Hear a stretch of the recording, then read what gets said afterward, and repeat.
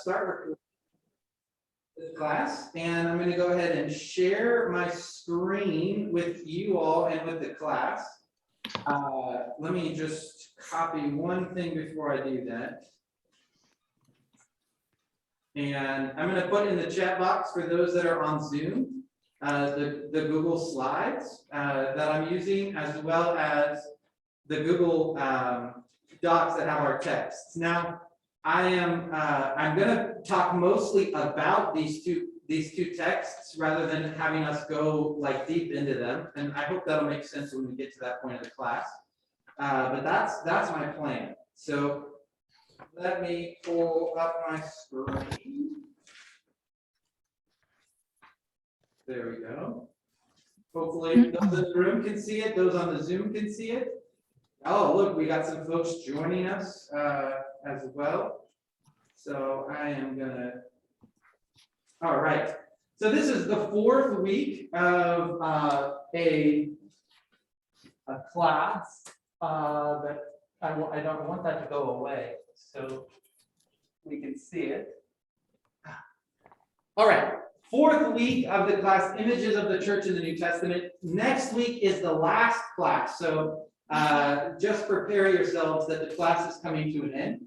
I'm excited, and I'll say this, you'll see this advertised as well, that Rob and Rebecca are teaching a class for 3 weeks in September following Labor Day weekend, so that will be great. It's called Navigating Wilderness, and it will use biblical precedents of wilderness to help us sort through and think through our own experiences of wilderness.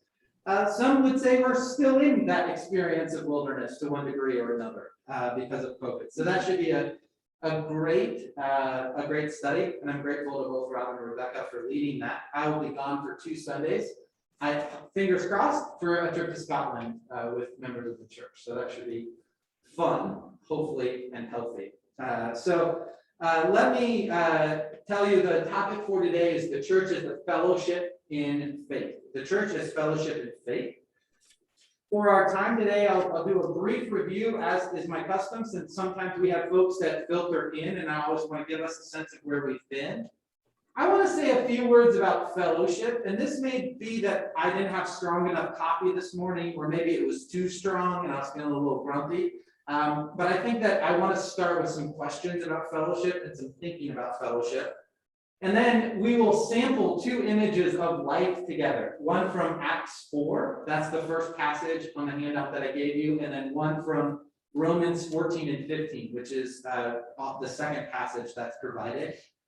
And from that sort of sampling, that sort of thinking about how the New Testament talks about life together, we'll sort of dig in on 3 specific images related to the fellowship of the faith. And then I'll conclude with some, I think, some questions for reflection and some sending off questions for our time this week. So just as a way of review, this is a study that's based on this small, it's not a small book at all, it's a massive book. It's like 300 pages, and it is thick and it's very analytical, but I think it's the most comprehensive study of the church in the New Testament to date, written by Paul Minier. And it's sort of given me the jumping off point for a lot of my class with us these last 3 weeks. For weeks 2 and 3, we talk about the church as the people of God first, week 2, and then the church as the new creation, week 3. That was last week.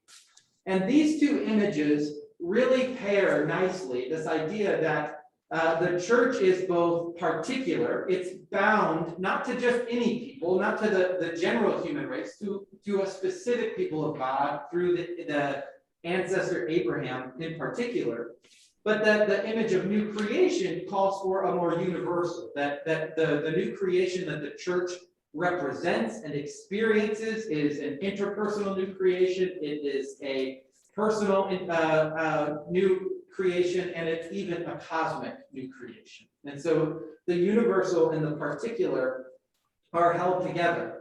And the really important thing about both of these images is that they depend entirely on God. The people of God are a creation of God. They are a result of God's grace, a result of God's activity. The new creation that is brought about through God's working, through God's Spirit, and through God's recreation. And so those are the two images that we think about. And if I was to say what we're doing this week, it's more a focus on if those two images are true, what difference does it make to actually be together with one another? How does being a fellowship of faith, how does belonging to this particular people of God and representing this new creation, what does that mean sort of at a nuts and bolts way? So that's where we're headed with our study today. So like I said, I want to say a few words about fellowship. And this is a part, this is always scary with the Zoom and the room, but we're going to try it. Anybody have words or phrases that describe or define fellowship? How would you define fellowship, or what comes to mind when you think of fellowship? And I'll write some things down from you all. So either on Zoom or in the room, just what comes to mind right off your bat. Potluck. Thank you, Rob. Potluck. Yes. Others. I think of camaraderie. Camaraderie, yes. Community. Community, thank you. Community. Being together. Yeah, thanks, Adele. Being together. Anyone else? Looking for anybody else? Sharing. Sharing, yeah, great. Sharing. Working together. Okay, thanks, Dale. Working together. Thanks, Lee. Intentional. Ah, that's good. Okay, intentional. All right. I don't want to silence anybody. Okay, let's go to another question. This one is more snarky. Is fellowship really necessary? Isn't faith intrinsically private? Isn't it just about me and my relationship with God? What do you all think? I vote for necessary. Huh? I vote for necessary. Okay, Dottie says necessary. It is for me anyway. Okay. Yeah, I'd say necessary too. Okay, we got two. Yeah, I have to say it's necessary. Individual just doesn't work for very long. Okay, all right, okay, great. And it's Two or more. Two or more. Where two or more are gathered. Ooh, Adele's quoting scripture at us. We better watch out. That's happening. Yeah, Dottie. I think it's. Well, the image that came to me was a prune, that you kind of have a prune if you have a private faith, but you have a plum. I mean, you need, the private is necessary, but not sufficient. That's an incredible image. That's right, Florida. I mean, so you can either identify yourself as a prune or a plum. It gets more challenging if you think about like grapes and raisins and wine, but no, okay, I like either a prune or a plum. Oh, I like that one even better. And the word Raisins or wine, That's right. dried out or full on, Yeah. and alcoholic and fun. We are Presbyterian after all. That's great. Okay, Dottie's got something from the room. Well, I think the fellowship is necessary to enhance the private, to give meaning to the private communication with other Christians. It enhances the private. It is private, but it helps the private. Yeah, I like that. Enhances us. I heard somebody else say earlier that the private is necessary, but also inadequate, insufficient. We need both the private and the communal. Okay. Well, I'm not going to have anything to teach this group about fellowship. So I'm really, really glad for my parenthetical here, because apparently these are all my issues with fellowship. So you'll forgive me for just saying a few things about my issues with fellowship. The first is what I would call John Wayne spirituality, which is me, my Bible, and Jesus.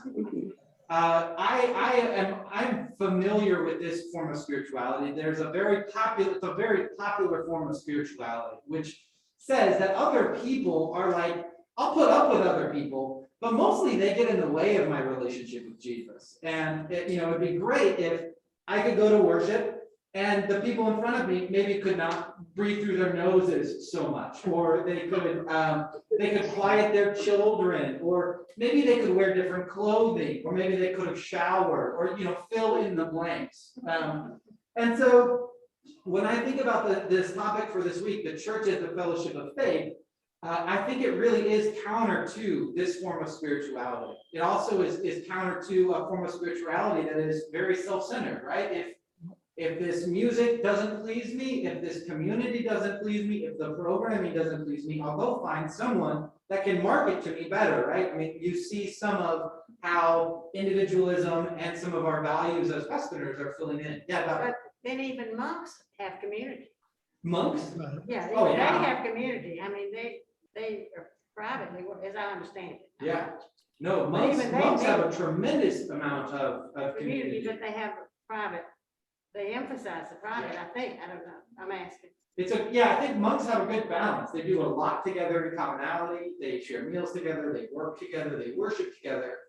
But they also have a very vibrant interior life, you might say, in a Lonely, private way. lonely. I think of it as lonely. Well, I'm going to add the adversarial thought here. Yes, please. There is a thing called personality and different ways that we seek not only fellowship, but change in our lives and all of those things. But in my experience over the years, there have been some ministers who've brought me a message that just has, just followed me all week long and beyond.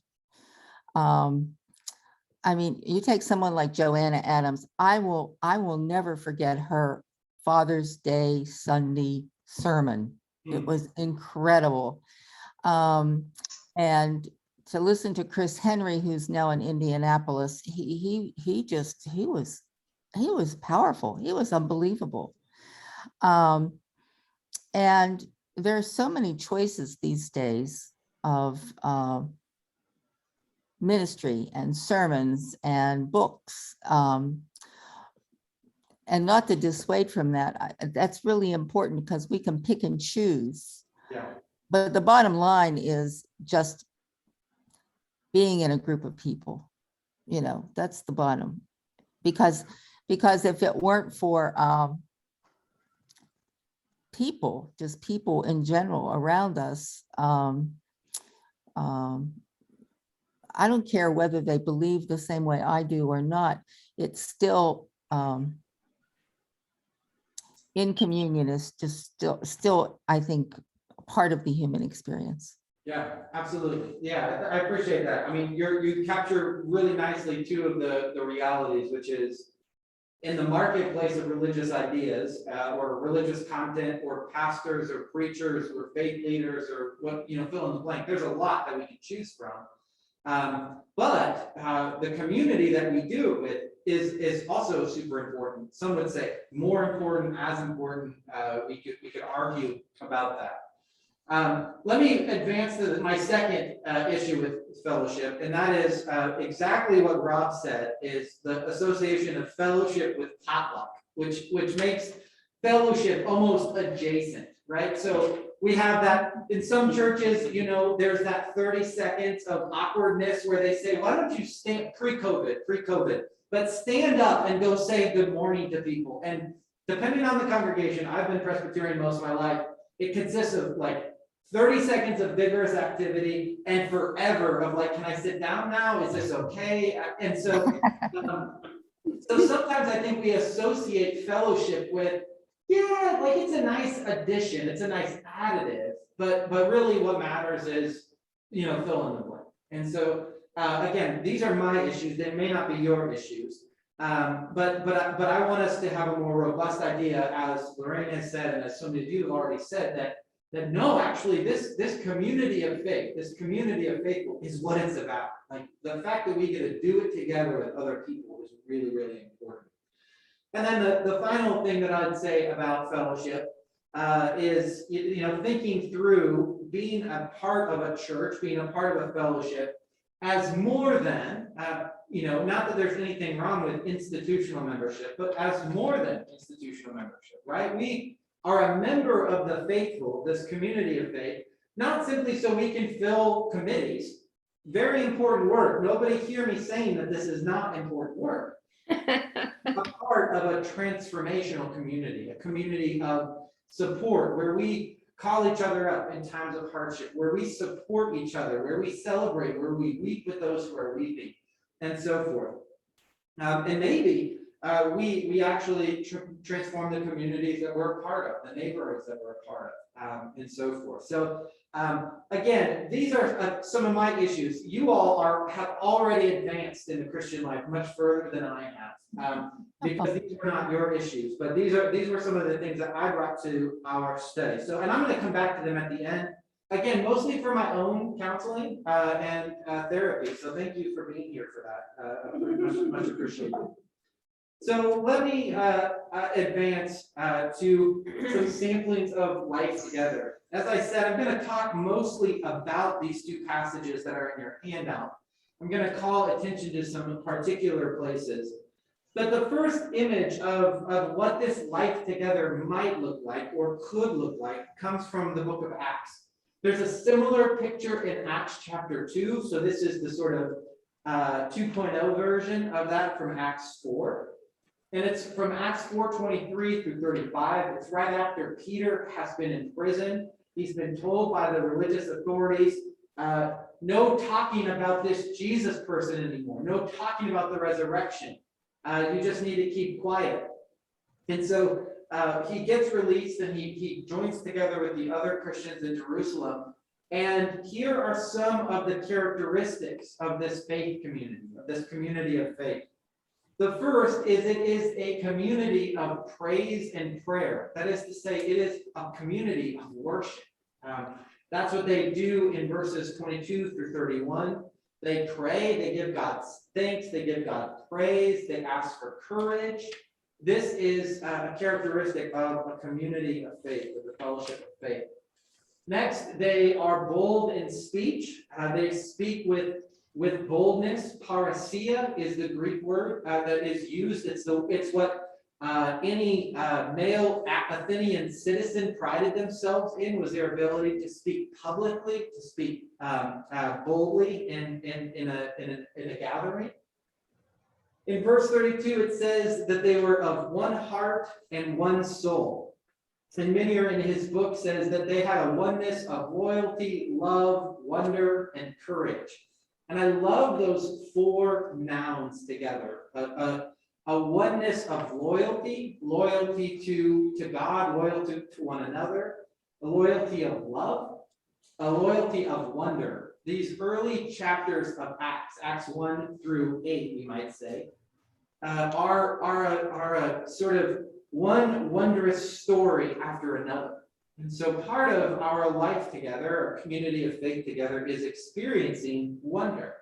And then finally, one of courage. They are a courageous group. They're willing to continue to speak boldly. In verse 33, this community of faith is a community that experiences both great power and great grace, according to verse 33. Again, characteristics of that life together. And then in verses 32 through 35, we have this experience that is common to these early chapters in Acts, and that is they have their possessions in common. They sell their possessions and they have sort of a common coffer or common pot that provides for the needs. And so this is a robust picture of what the community of faith could look like.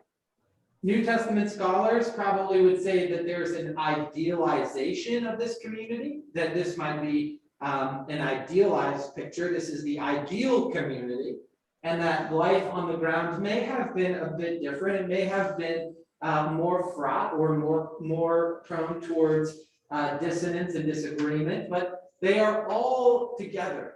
And I love that it starts with prayer and worship. It leads to an experience of being together.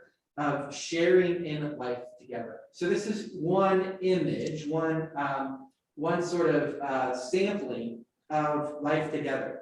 So if Acts 4 gives us sort of the ideal, Romans 14 through 15 gives us more of the reality. This is probably one of my favorite passages in all of the New Testament. I've spent a good time thinking about it. What's the context? As my teacher Beverly Gaventa so eloquently puts it, it's a debate between the garbage guts and the lettuce-only eaters, the vegetable eaters. Paul seems to be dealing with some confrontation in the community about whether or not you could eat meat or whether or not you should have like a hyper rigorous diet and only eat vegetables. This is before Instagram and Wonder Diets. It seems to be out of religious conviction that they would only eat vegetables. Or, you know, they're arguing about whether or not this day is holy or that day is holy. What is clear is there's some division in the community, some significant division in the community, apparently. And Paul seems to be addressing it. And so we see in this chapter that there is this balance between tensions implicit to faith, tensions implicit to I believe this and you believe that, and the sort of overall call to practice hospitality, to extend hospitality, even to those who are different from you. And I think in my read of this passage, Paul doesn't offer us a right answer. He doesn't say, yeah, those garbage guts, they got it. Go ahead and eat anything you want. Nor does he say, those that honor the Sabbath got it, or these holy days got it. Rather, what he offers is a right way of being in relationship with one another. He offers another way of engaging others. And if you have a handout or if you're following along online, I just want to read this part. This is from Romans 14, 13 through 23. And I'll pull it up here on my screen as well, for those of you that are following online with me. Because this is a summary, or this is a good place for us to go if we want to understand this right way of being as opposed to the right answer. So verse 13, he says, let us therefore no longer pass judgment on one another. That seems to be the issue. Everybody's saying, you know, you're not as good as me. Like, you don't value as the same things as me. My views are better than yours. Lots of that. So he says, don't pass judgment on one another, but resolve instead never to put a stumbling block or a hindrance in the way of another. I know and I'm persuaded in the Lord Jesus that nothing is unclean in itself, but it is unclean for anyone who thinks it's unclean. If your brother or sister is being injured by what you eat, you are no longer walking in love. Do not let what you eat cause the ruin of one for whom Christ died. So do not let your good be spoken of as evil, for the kingdom of God is not food and drink, but righteousness and peace and joy in the Holy Spirit. The one who thus serves Christ is acceptable to God and has human approval. Let us then pursue what makes for peace and for mutual upbuilding. Do not, for the sake of food, destroy the work of God. Everything is indeed clean, but it is wrong for you to make others fall by what you eat. It is good not to eat meat or drink wine or do anything that makes your brother or sister stumble. The faith that you have as your own conviction before God. Blessed are those who have no reason to condemn themselves because of what they approve. But those who have doubts are condemned if they eat, because they do not act from faith. For whatever does not proceed from faith is sin. Chris, Yeah. isn't this an argument against all the Jewish rules and regulations? Yeah, so thanks. So Donnie's question was, isn't this an argument against all of the Jewish rules for food and such, kosher laws and so forth? Unclean. Rules about unclean and clean and unclean. So it certainly seems that way, at least at a surface level. It almost seems that Paul is supporting that John Wayne spirituality that I have such a problem with. Whatever you believe, that's your belief. you have that belief. I think what really we need to consider is that this is about having table fellowship together. This is about being able to worship together. And so it's not just like, what do you do, when you go out to a restaurant? It has more to do with, what do you do when you invite other Christians or Christ believers to your faith, to your community? And if you break out the meat that's been sacrificed to idols and you're like, eat up, boys, that might be problematic. Probably not for your Jewish brothers and sisters, but for your Gentile brothers and sisters.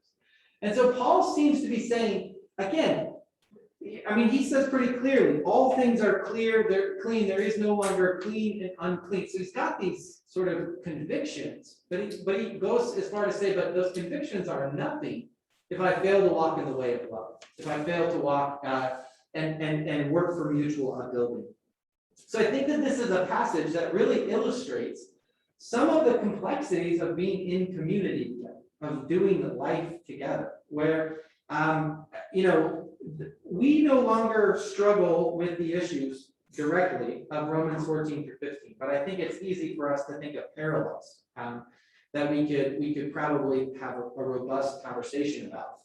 But for our purposes, for today at least, I think it's important for us to notice the emphasis is on what makes for peace, what makes for upbuilding, what makes for not destroying the faith of another. Again, I don't think that Paul writes us, a card that says everything's cool, don't judge each other, no worries there. But I do think that he gives us an outline of what it looks like to wrestle with difference in a faith community, to wrestle with some disagreement in a faith community. So let me say sort of again, if we were to spend a week or two on this whole passage, we might be able to see some of what Paul does. Let me summarize some of that. So I think Paul goes to great lengths to say, this is what you share in common. It's easy for us to focus on what sets us apart and how we're different from one another. Paul says, this is what you have in common. He says, first of all, each of you stands before the same judge. Paul is very clear on this, that each of us, all of us, are going to have to give an account of ourselves and our faith to God. That means that I don't actually get to judge Dick. As much as I would love to, I'm not in that position. I cannot kick God off the throne and judge another. Similar to this is that we express our loyalty to the same Lord. One of the things that Paul says is, hey, these people that eat only vegetables, they do it in their conviction to their Lord. And those that think they can eat anything also do it in their conviction to the Lord. These who honor this day do it to the Lord, and these who honor no days also do it to the Lord. And so Paul grounds that their differences are ultimately a reflection of their loyalty to the same Lord. He says that each group is responsible for giving thanks to God because of the grace that God has shown them. They are equally recipients of God's grace and God's salvation. He points to them that they have a shared destiny through the resurrection of Jesus, that at the end of the day, what you eat and what you don't eat, what day you honor, what day you don't honor, is secondary to this new creation that have been brought about through Christ. And then the final piece that he says is that that each person their identity is determined by God's claim on them. They belong to God. They do not belong to themselves. And so again, the ability that Paul has to say, this is what you all have in common. Focus on these things, I think gets us to the end of the passage in Romans 15, which I won't read, but is this tremendous experience of praising God. Paul sees that these people who used to be sort of judging each other, talking back at each other, are able to turn away from each other, turn their eyes to God and give God praise. So instead of this, sort of being snipey with each other, it turns into a universal opportunity for praise, a beautiful opportunity to give God thanks and give God praise. So I want to pause just a second and see I covered a lot of ground with Acts 4, a lot of ground with Romans 14 and 15. I'm sure I can clarify something or say it more slowly if that is helpful. Looking on the Zoom. People seem to be with me. Chris, I'm interested in this tension between love and judgment. It doesn't seem like those are opposite things in this passage, or maybe there's a connection between them, because in the same breath that he's saying, don't judge each other, he's also saying, if your brother or sister is being injured by what you do, you're no longer walking in love. So what happens when we're injuring each other by our individual choices? How does that play in with judgment and all of that? Yeah, so I think when Paul uses so Lee's question is, what's the relationship between judgment and love, and particularly around this question of, I think, determining when we're no longer walking in love. Like that seems to be a judgment, right, Lee? Is that part of your question? I guess I'm just asking, it seems like judgment and love, like a lot of times we say in our minds, like in our own Christian communities, judgment does not equal love. Yeah. But I'm seeing less of a tension, more of a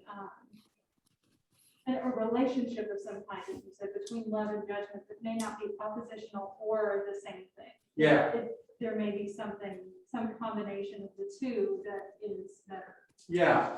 I think that when Paul talks about, in this passage, about not judging one another, it seems to me that he's got something very specific in mind.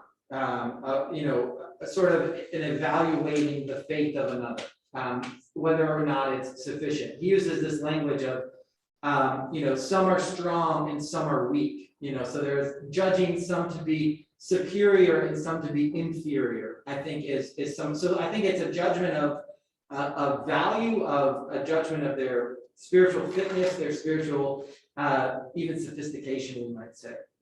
I think that then looking at our own lives and the ways that we exercise our faith, mindful, cognizant of the fact that how I exercise my faith may in fact impact Dottie, and that part of my love is to be aware of that. And how do I know if I'm injuring the faith of another? Unless I'm hearing from them, unless I'm in relationship from them.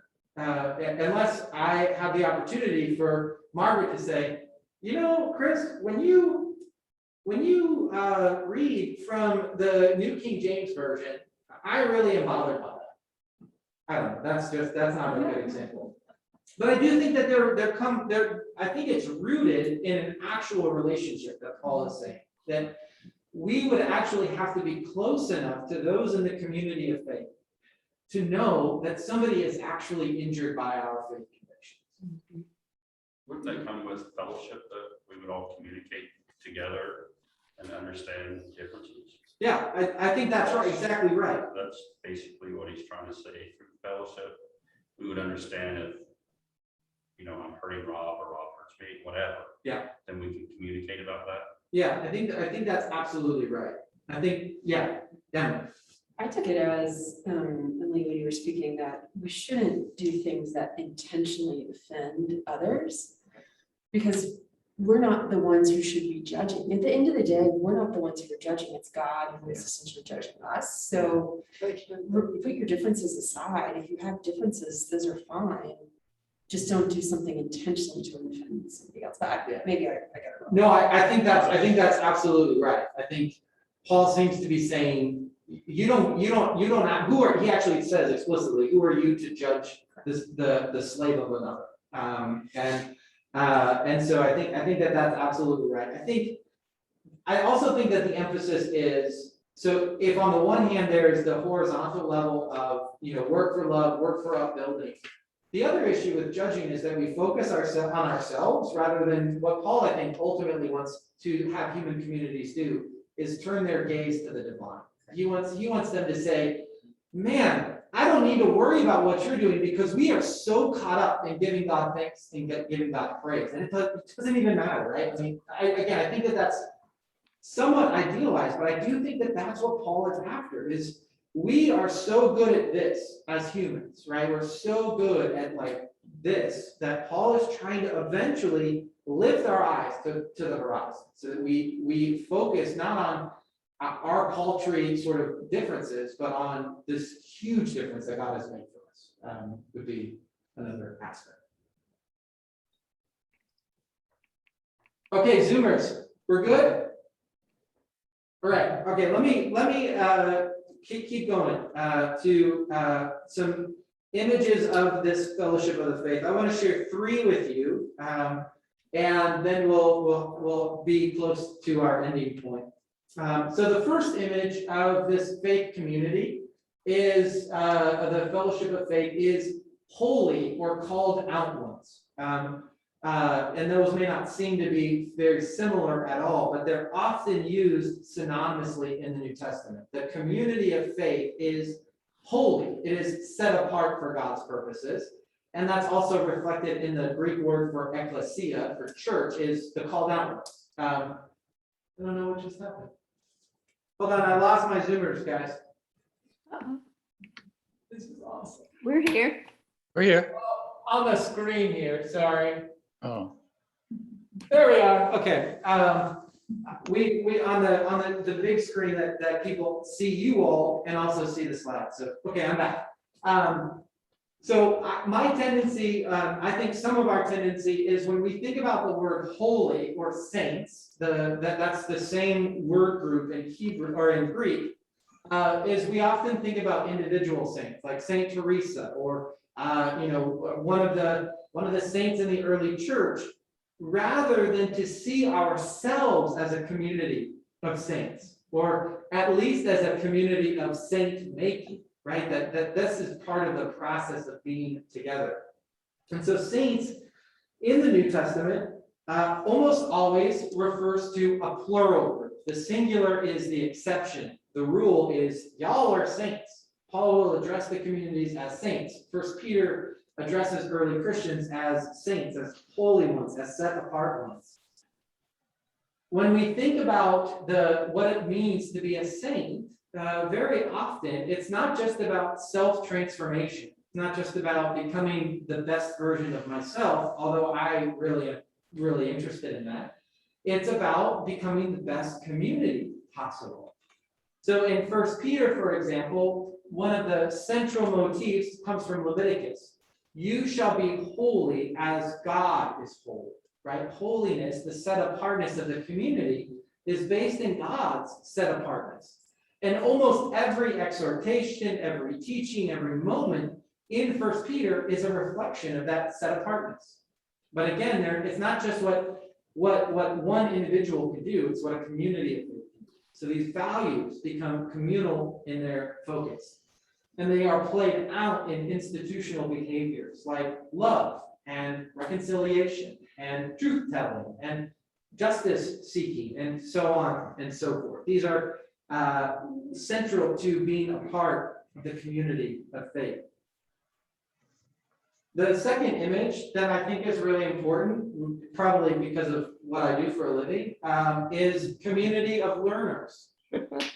That, we use the language of discipleship. The Greek word is mathetes, but it really was just a learner. A mathetes is somebody who learns. So we are a community of learners. That's inherent to being a part of this community of faith, is that we are learners. We are members of the way. I love this idea, the way, in its multiple senses. That first there's Jesus, what Jesus says about the wide road and the narrow road, and that those who follow in the way of Jesus have gone the narrow route, the route of self-denial, the route of life-giving for the sake of others, the road of piety and humility. We also see in the Gospels that this community of learners, often we see this on the way, right? When do people experience transformation with Jesus? They often encounter it when Jesus is on the way from one place to another. Jesus is teaching on the way. And then we also see this idea that members of the way are the sent ones, that we are sent into the world. Lee could talk for hours about this, I know. We are sent into the world, and we originate in God's, in this way, we originate in being sent.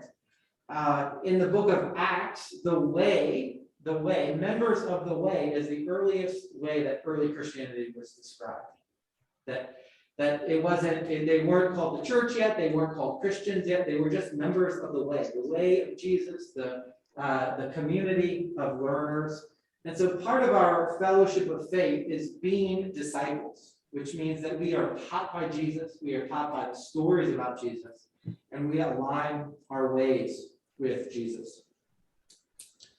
There's a number of lessons that we could take from the New Testament. This is especially drawn from the New Testament, from the Gospels, but that being a member of this learning community is first and foremost about our attitudes towards ourselves and others. Think about how often Jesus compares his curriculum, his lessons, with those of the wider world. You know, the Gentiles love to lord it over each other. They love to promote and talk about how much better they are than others, or they like to show their power and privilege. And Jesus says, not so with you, but those who wish to be great should make themselves least, or make themselves servants of all. This lesson, this learning that we are invited to on the way requires some form of renunciation, again, according to the Gospels, whether that's a renunciation of our propensity towards greed or towards self-glory and towards protecting ourselves. It demands that we become more obedient, and that our obedience would be expressed primarily in our love of neighbors, the ways in which we tangibly love those who surround us. And it ultimately affects a new human society. This learning community that we're a part of redefines definitions of family, right? Paul says, refers to the believers as siblings. Jesus says, you know, who's my family? Where are my brothers and sisters? I tell you, anybody who does the will of my Father, he is my father or my mother or my brother or my sister. So this community of learning creates a new system, a new family system, a new society, a new way of being in the world. And then the final image that I'll hold up, probably one that is the least is more difficult for us to swallow, is that of the slave church, the image of the church as a slave, as a community of slaves. Minier points out, and anybody who's read the Gospels knows this, that there is no more constant motif in the parables of Jesus than the varying stories of slaves.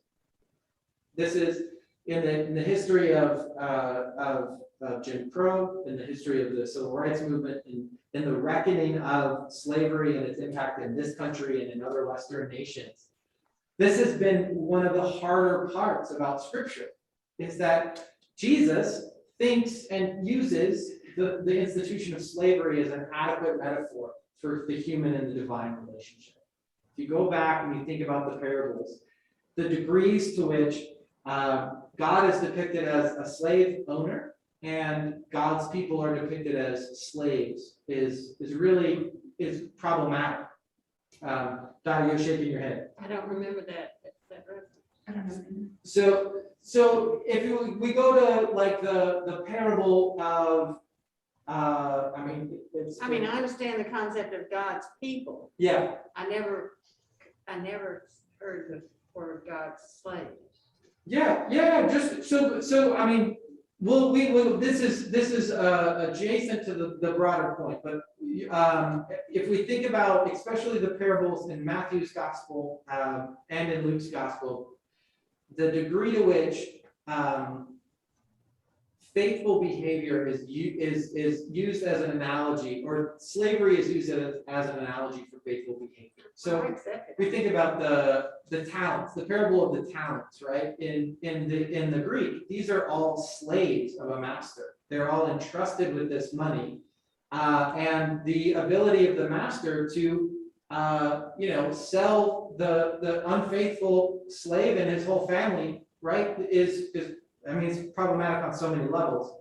But in many ways, Jesus's parables just assume the institution of slavery. and the reality of that as a fit analogy for the life of faith. Now, I think that, again, Paul uses this. He says, who are you to judge the slave, the slave of another, right? You are not Lord over your neighbor. Jesus is Lord, God is Lord. And so the basic point is that all Christians have the same master, the same Lord, and that's God. What I think becomes interesting and where Christianity continues to sort of be subversive in its message is that Jesus is depicted as both Lord and it says master. It should say slave. Jesus is both Lord and slave. That's where the turn really becomes. That early Christians say, wow, Jesus is Lord. That's one of the central affirmations of early Christianity.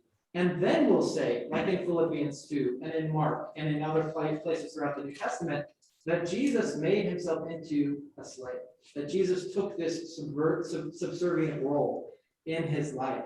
And so I think it goes without saying, but particularly in this cultural moment, slavery as a metaphor, as an analogy for the spiritual life, has never been desirable.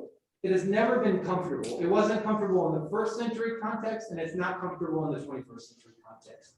But it is a part of how the New Testament describes this faithful community. And so, Chris, yeah. I think it's quite comfortable in the Black church.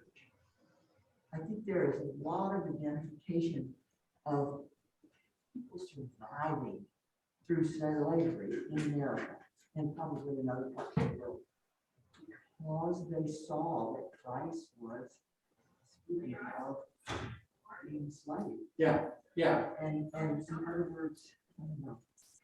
It's not something we have quite talked about in that. Yeah. But I think it's very apparent. And I think when you listen to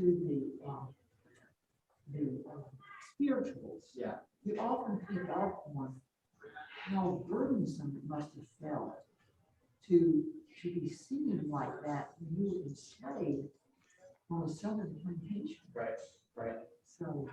Yeah, so for those on Zoom, Margaret, I think helpfully reminds us that if we turn to the languages of African American spirituals, the identity of Jesus as a slave was a source of comfort. Also recognizing that Jesus is the ultimate Lord was a sense of comfort because it relativizes any claims of earthly master and earthly Lord. If anybody's interested in this topic, because it's a great topic, it's a very important topic, there's a great book called The Genesis of Liberation. Let me see if I can type this for you all on the Zoom. The Genesis of Liberation by Emerson Powery and Sadler. I don't remember Sadler's first name. Sadler and Powery. But it goes through just with such clarity about how in the abolitionist movement, how enslaved persons and formerly enslaved persons engaged the biblical narrative. Usually subversively to their masters, usually through oral tradition before they could read. But it does, I think, at least name some of the problematic potentials of our texts themselves as well. So I'm going to type this real quick. Just before COVID, that was our big topic during the Lenten season. It was the spirituals. Yeah, back in the before times was the spirituals. Our Marian class, that's what it was very, our first class was very interesting and very emotional for a lot of people. Yeah, absolutely.